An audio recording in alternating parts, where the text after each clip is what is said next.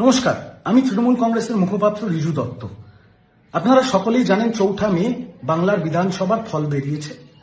বাংলার মানুষ দুহাত তুলে বিজেপিকে আশীর্বাদ করেছে এবং বাংলায় পরিবর্তন হয়েছে।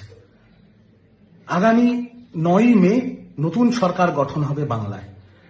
কিন্তু আমার ভিডিওটা আজকে সেটা নিয়ে নয়। আমার ভিডিওটা হচ্ছে 4 মে বিকেল 4টে থেকে আজকে 6 মে দুপুর 3টে অবধি আমার সাথে ব্যক্তিগত কি ঘটনা ঘটেছে। আপনারা জানেন যে আমার দল তৃণমূল কংগ্রেস কাউন্টিং অবজারভার করে পূর্ব মেদিনীপুরে পাঠায়। এবার যখন সারা বাংলা জুড়েই যে গেরুয়া সুনামি আমরা দেখেছি, সেখানে পূর্ব মেদিনীপুরও তো তার বাইরে ছিল না। পূর্ব মেদিনীপুরে যখন তৃণমূল পিছিয়ে ব্যাকফুটে এবং বিজেপি হৈ হৈ করে জিতছে, তখন শেষ মুহূর্তে আমি পূর্ব মেদিনীপুর থেকে বেরিয়ে আসি এবং বাড়ি ফিরে আসি। যখন বাড়ি ফিরছি, যখন আমি আমার গলিতে ঢুকছি, তখন স্বাভাবিকভাবে বিজেপির যে কর্মীরা, যে সমর্থকরা, যারা এতদিন ধরে অত্যাচারিত, যারা লাঞ্ছিত, যারা বঞ্চিত, তাদের খুশির বহিঃপ্রকাশ হবেই। তারা ফ্ল্যাগ নিয়ে জয় শ্রীরামের স্লোগান দিচ্ছে, গান বাজাচ্ছে, আবির খেলছে, খুব স্বাভাবিক। সেই মুহূর্তে আমার গাড়িটা তাদের ওই বিজয় উৎসবের সামনে গিয়ে পড়ে। আমার ড্রাইভার মুসলিম, আমি গাড়িতে সামনের সিটে বসে।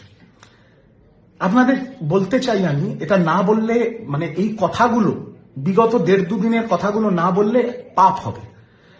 আমার মণ্ডল সভাপতি সেই সময় যদি সে চাইতো, আমার গায়ে আবির লাগিয়ে দিতে পারত, আমার গাড়ি ভাঙচুর করতে পারত, আমার মুসলিম ড্রাইভারকে মারতে পারত, আমাকেও চড়থাপ্পড় মারতে পারত। কিন্তু তারা কি করেছে? সে এসে আমার সাথে হাত মিলিয়েছে, আমার গায়ে গেরুয়া আবিরটা পর্যন্ত দেয়নি। উল্টে বিজেপির ছেলেগুলো বলেছে, একটু রাস্তাটা খালি কর, রিজুদার গাড়িটাকে বার করে দে। নাম্বার 1।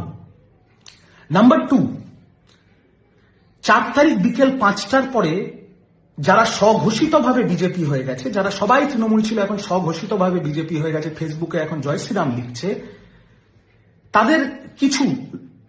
তাদের মধ্যে থেকে 4 তারিখ রাত্রেবেলা আমার বাড়ির সামনে মদ খেয়ে অকথ্য ভাষায় খিস্তি খেয়র, আমার মা একজন doctor, non political, practicing gynaecologist, তাকে অনেক রকম থ্রেট দেওয়া, আমার স্ত্রী অরাজনৈতিক একটা প্রাইভেট কোম্পানিতে চাকরি করে, তাকে অনেক রকম থ্রেট দেওয়া হয়েছে, এবং আমাকেও অনেক গালাগাল দেওয়া হয়েছে। যেহেতু আমিও তো দলের পক্ষ থেকে